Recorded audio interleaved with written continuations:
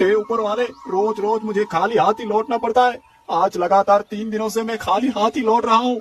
यदि ऐसा ही चलता रहा तो मैं अपने परिवार का भरण पोषण कैसे कर पाऊंगा। मुझ पर दया करो भगवान, आज तो मेरे जाल में एक बड़ी मछली फंसा दो।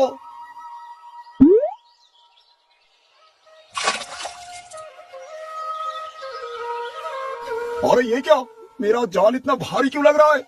मुझे लगता है जरूर इस बार कोई बड़ी मछली हाथ लगी है।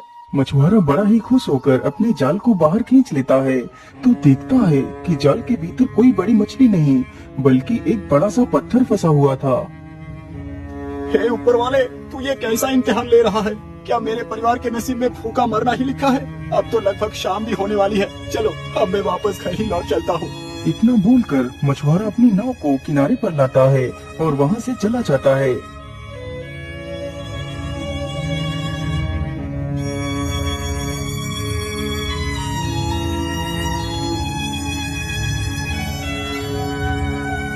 क्या हुआ जी, आपका मुंह उतरा हुआ क्यों है? क्या आज भी आप खाली हाथ ही आए हैं? हे भगवान, बचा हुआ राशन तो कल ही खत्म हो गया था, आज तो राशन भी नहीं है। हम क्या खाएंगे? क्या आज भी हमें भूखा सोना पड़ेगा?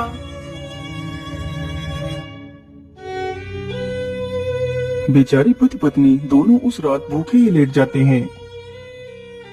हे ईश्वर, तू मुझसे किस जन्म का बदला ले रहा है? मालिक मुझ पर रहम कर, मालिक मुझ पर रहम कर। अगली सुबह होते ही मछुआरा जाल लेकर नदी की ओर निकल पड़ता है।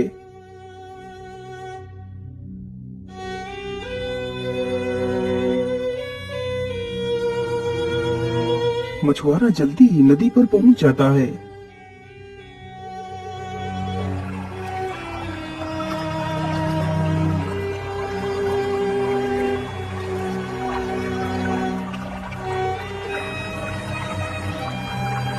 मैं इस चिल्लत भरी जिंदगी से परेशान हो चुका हूँ। यदि आज मेरे जाल में कुछ भी नहीं फंसा तो मैं इसी नदी में कूदकर अपनी जान दे दूंगा। इतना बोलकर मछुआरा अपना जाल फेंकता है और कुछ देर बाद ही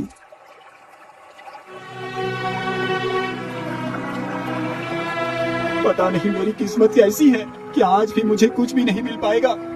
चलो कोई बात नहीं, मैं फिर से अपना जाल फेंकता हूँ। इतना बोलकर मछुआरा अपना जाल फेंकता है। और इस बार तो मेरा जाल कितना ज्यादा हिल रहा है। इसका मतलब इस बार जरूर कोई मछली फंसी होगी। मछुआरा जैसे ही अपना जाल बाहर खींचकर देखता है तो उसके जाल में कोई बड़ी मछली नहीं बल्कि एक केकड़ा फंसा हुआ था। और ये क्या, इस बार भी कोई मछली नहीं फंसी। हाथ आया तो सिर्फ एक केकड़ा, लेकिन ये केकड़ा तो बाकी केकड़ों से बिल्कुल अलग है। अरे ये तो कितना बड़ा भी है। चलो कोई बात नहीं, मैं इसे ही बाजार से बेच कर आता हूँ। कुछ तो पैसा मिल जाएंगे जिससे मैं अपने परिवार का पेट भर पाऊंगा। इतना सोचकर मछुआरा सीधे वहाँ से बाजार की तरफ निकल पड़ता है।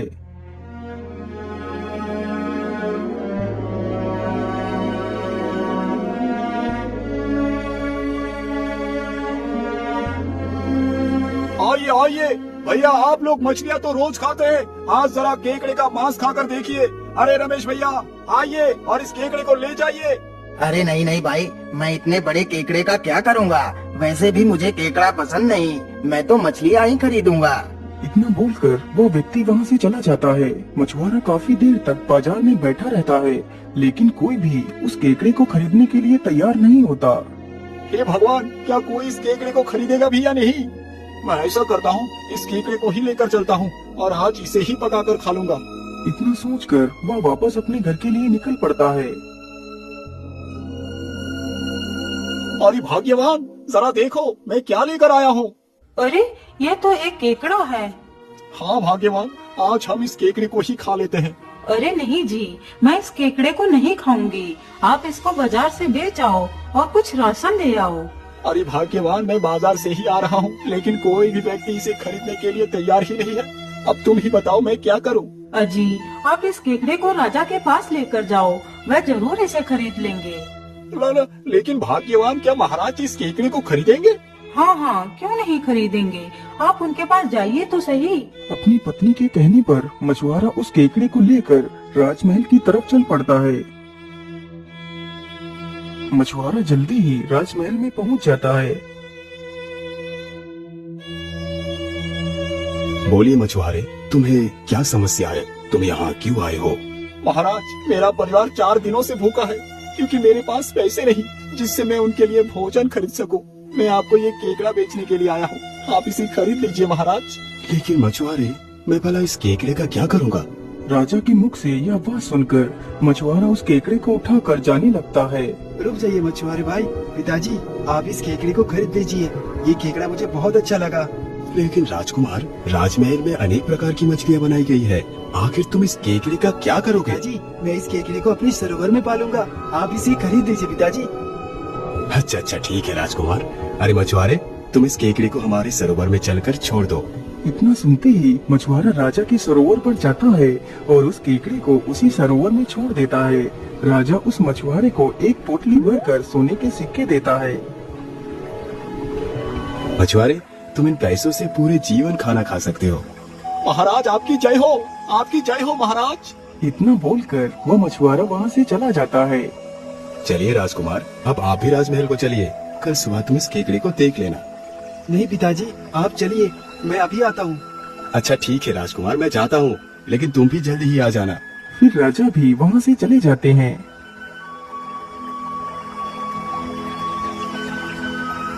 वाकई ये केकड़ा तो कितना सुंदर है, इसके जैसा सुंदर केकड़ा तो मैंने आज तक नहीं देखा। राजकुमार चंद्रवीर काफी देर तक उस केकड़े को देखता रहता है। अरे मुझे यहाँ पर बैठी हुई तो कितना समय निकल चुका है, लगभग रात भी होने वाली है। चलो अब मैं चलता हूँ। अच्छा केकड़ा, अब मैं जा रहा हूँ, मैं तुमसे कल फिर मिलूंगा। फिर वह राजकुमार भी वहाँ से चला जाता है। राजकुमार, जल्दी से भोजगृह में आओ, भोजन तैयार हो चुका है। अरे मैं तो भूल ही गया, मैंने केकड़े को तो खाना दिया ही नहीं। पिताजी मैं पहले उस केकड़े को कुछ खाना खिला के आता हूँ, फिर मैं खाना खाऊंगा। इतना बोलकर राजकुमार एक खाने से भरी हुई थाली को उठाकर सरोवर के पास पहुँच जाता है। अरे केकड़े तुम कहाँ हो? देखो मैं तुम्हारे लिए खाना लेकर आया हूँ, तुम इसे खा लो। राजकुमार के कई बार बोलने पर भी केकड़ा पानी से बाहर नहीं आया। आखिर इतनी रात्रि में केकड़ा कहाँ जा सकता है? मुझे लगता है केकड़ा सोने के लिए चला गया होगा। चलो कोई बात नहीं, मैं कल तुमसे मिलूंगा।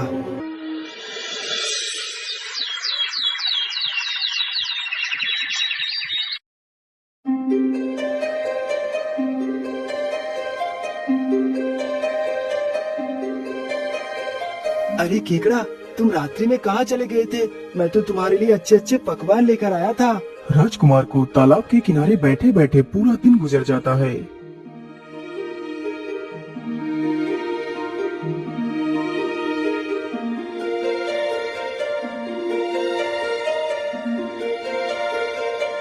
अच्छा केकड़े तुम कहीं भी जाना मत, मैं तुम्हारे लिए खाना लेकर आता हूँ। इतना बोलकर राजकुमार वहाँ से चला जाता है। राजकुमार जल्दी ही केकड़े के लिए खाना लेकर आता है। अरे केकड़े तुम कहाँ हो? देखो मैं तुम्हारे लिए खाना लेकर आया हूँ। आज तो फिर से वो केकड़ा गायब है, ये तो कितनी विचित्र बात है। पूरे दिन तो केकड़ा तालाब में ही रहता है, लेकिन रात्रि में ये कहाँ चला जाता है? मुझे इसका पता लगाना ही होगा। अगले दिन राजकुमार तालाब पर जाता ही नहीं है। वह बस रात होने का इंतजार अपने ही बगीचे में एक पेड़ के पीछे छिपकर कर रहा था। आज तो मैं इस केकड़े की सच्चाई जानकर ही रहूंगा। जैसे ही अंधेरा होता है तो वह केकड़ा सरोवर से बाहर निकलता है और देखते ही देखते वह केकड़ा एक लड़की का रूप ले लेता है। अरे रे, ये क्या है? कहीं मैं कोई सपना तो नहीं दिख रहा? एक केकड़ा लड़की कैसे बन सकता है? वह लड़की चुपचाप वहाँ से चल पड़ती है। लेकिन ये जा कहाँ रही है? चलो इसका पीछा करता हूँ। राजकुमार चुपचाप उस लड़की का पीछा करता है।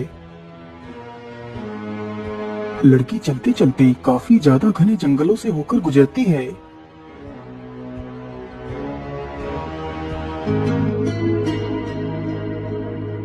आखिर ये जा कहाँ रही है? इसके पीछे चलते चलते तो मुझे काफी समय गुजर चुका है, लेकिन ये लड़की तो रुकने का नाम ही नहीं ले रही। लड़की चलते चलते एक बड़ी सी गुफा के सामने रुक जाती है और उसी गुफा के भीतर चली जाती है। पीछे पीछे राजकुमार भी उसी गुफा के अंदर घुस जाता है।